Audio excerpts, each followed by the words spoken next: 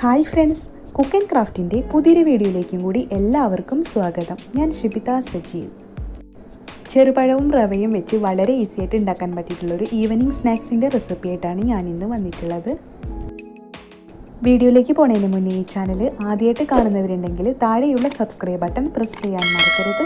കൂടെ തൊട്ടപ്പുറത്തുള്ള ബെല്ലൈക്കണിൽ ഓൾ എന്നും കൂടി ക്ലിക്ക് ചെയ്തെങ്കിലുള്ളൂ ഞാനിടുന്ന വീഡിയോസൊക്കെ നിങ്ങൾക്ക് നോട്ടിഫിക്കേഷനായിട്ട് കിട്ടുള്ളൂ. ഇനി നമുക്ക് വീഡിയോയിലേക്ക് പോവാം. ഈ ഒരു സ്നാക്സ് ഉണ്ടാക്കാനായിട്ട് നമുക്ക് ആദ്യം തന്നെ ഒരു പാൻ അടുപ്പത്ത് വെക്കാം.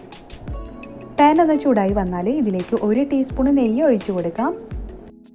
നെയ്യ് ഒന്ന് ചൂടായി വന്നാൽ ഞാൻ ഇതിലേക്ക് ഒരു 4-5 ചെറുപഴം ഇതുപോലെ ഒന്ന് കട്ട് ചെയ്തത് ചേർത്ത് കൊടുക്കുകയാണ്. ചെറുപഴം കുക്കാവുന്നവരെ നമുക്കിതൊന്ന് ഇളക്കി കൊടുക്കാം.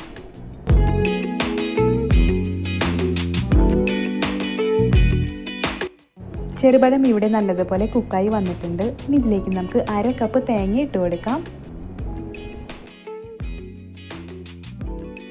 തേങ്ങയുടെ കൂടെ 3 ടേബിൾ സ്പൂൺ പഞ്ചസാരയും 5 ഏലക്കായും കൂടി പൊടിച്ചത് ചേർത്ത് കൊടുക്കാം. നല്ല മധുരമുള്ള ചെറുപഴമാണ് എടുക്കുന്നതെങ്കിൽ നമുക്ക് മധുരത്തിനനുസരിച്ച് മാത്രം പഞ്ചസാര ചേർത്ത് കൊടുത്താൽ മതിയാവും. തേങ്ങ നല്ലപോലെ മൂത്ത് വരുന്നവരെ നമുക്കിതൊന്നും കൂടി ഇളക്കി കൊടുക്കണം.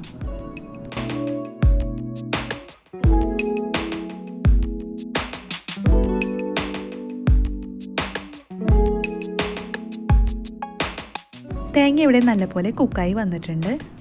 തേങ്ങ നന്നായി ഒന്ന് മൂത്ത് വരുന്ന സമയത്ത് ഞാൻ ഇതിലേക്ക് 1 ടീസ്പൂൺ കറുത്ത എള്ള് ചേർത്ത് കൊടുക്കുകയാണ്. അതിനുശേഷം നമുക്കിതിലേക്ക് ഒരു 1/4 കപ്പ് റവ ഇട്ട് കൊടുക്കാം. റവയൊന്ന് കുക്കായി വരുന്നവരെ നമുക്കിതൊന്ന് ഇളക്കി കൊടുക്കാം.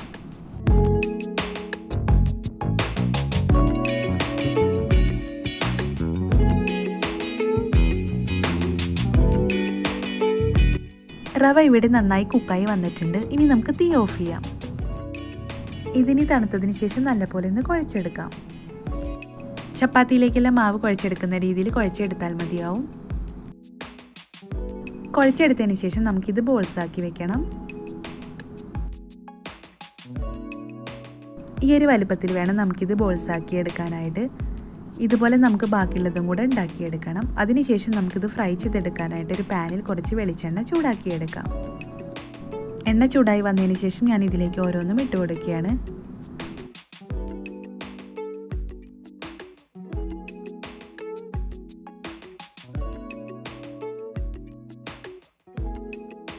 എല്ലാ സൈഡും നല്ലപോലെ ഫ്രൈ ചെയ്തെടുക്കാനായിട്ട് ഇതുപോലെ തന്നെ ഇളക്കി കൊടുക്കണം. ജസ്റ്റ് ഒന്ന് ബ്രൗൺ കളറായി വന്നാൽ നമുക്കിതൊരു പ്ലേറ്റിലേക്ക് മാറ്റാം.